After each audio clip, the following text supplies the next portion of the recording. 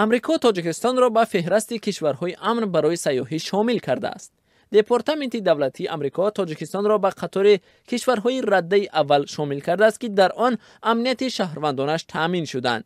این نهاد که مسئول روابط خارجی این کشور با دولت‌های دنیا است، در بخش مشورت‌ها برای سیاحی کشورهای دنیا را از نظر بی‌خطری و امنیت در 4 رده قرار داده است. رده چهارم کشوری است که امریکا سفر کردن شهروندانش را نه توصیه می‌دهد بلکه هشدار داده است که به این کشورها عموماً سفر نکنند.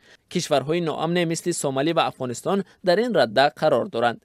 رده سوم سفر را بازبینی کنید عنوان دارد و در این رده نیز کشورهای شاملند که امنیت به پورگی تامین نیست.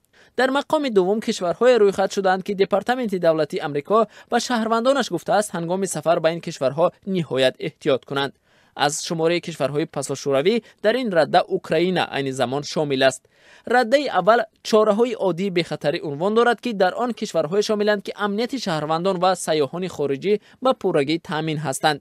تاجیکستان محض به همین رده شامل شده است. دپارتمنت دولتی به شهروندان امریکا که نیت سفر به تاجیکستان را دارند گفته است آماده باشند که ناظران بازرسی دولتی اتومبیلی در راه‌های این کشور زود ماشین‌ها را به خاطر تفتیش حجت‌ها باز می‌دارند.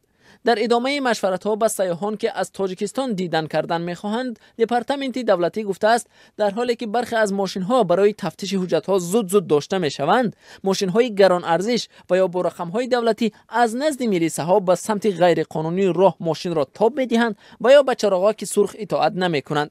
میلیس‌های راه در تاجیکستان با طلب کردن رشوت از رانندگان ماشین هم نام برآوردند گفته است دپارتمنت دولتی. حکومت تاجیکستان تلاش دارد با استفاده از امکانات‌های طبیعیش سیاحان بیشتری خارجی را به کشور جلب کند.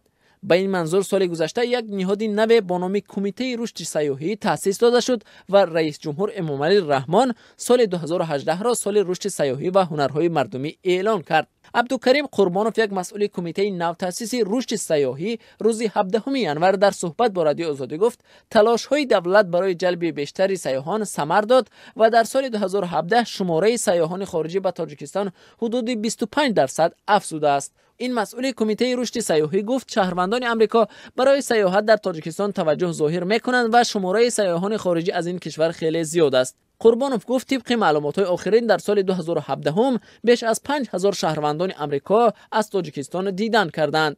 قربانوف گفت طبق معلومات‌های اخیر در سال 2017 بیش از 5000 شهروندان امریکا به تاجیکستان سفر کردند. این مسئول کمیته رشد سیاحی میگوید عین زمان تاجیکستان نمودهای سیاحی ورزشی، کوهنوردی، تاریخی و فرهنگی، etnography، رافتینگ و شکار بین‌المللی را رشد می‌دهد.